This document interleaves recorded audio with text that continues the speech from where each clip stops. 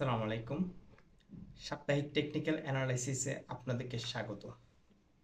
আজ আমরা আগামী সপ্তাহ কেমন যেতে পারে সেই বিষয় নিয়ে আমরা আলোচনা করব।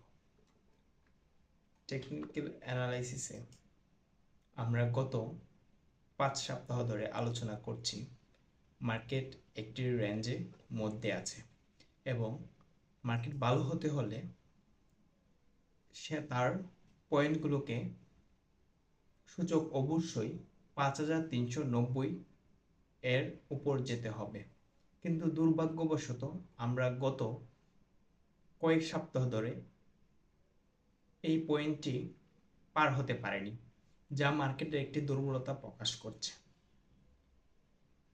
সেকেন্ড যে বিষয়টি হচ্ছে, মার্কেট বর্তমানে সাইডওয়েতে আছে, ততদিন পর্যন্ত বজায় থাকবে যখন 5000 পয়েন্ট থেকে 5390 এর মধ্যে থাকবে।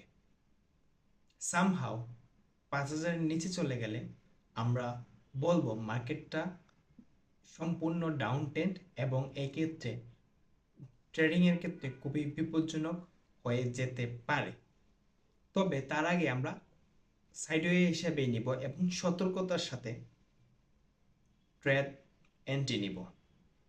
আর ভালো হওয়ার শর্তটাই হবে, প্রথম শর্তই হচ্ছে 5390, যা এখন পর্যন্ত ভাঙতে পারছে না। সো আগামী সপ্তাহ তথা মে মাসের 3 তারিখ থেকে 7 তারিখ মোস্ট অফ দ্য টাইম আর ক্যান্ডেল স্টিক থেকে বোঝা যাচ্ছে কিছুটা নিম্নমুখী থাকতে পারে, কারণ অ্যাজ ইউজুয়াল।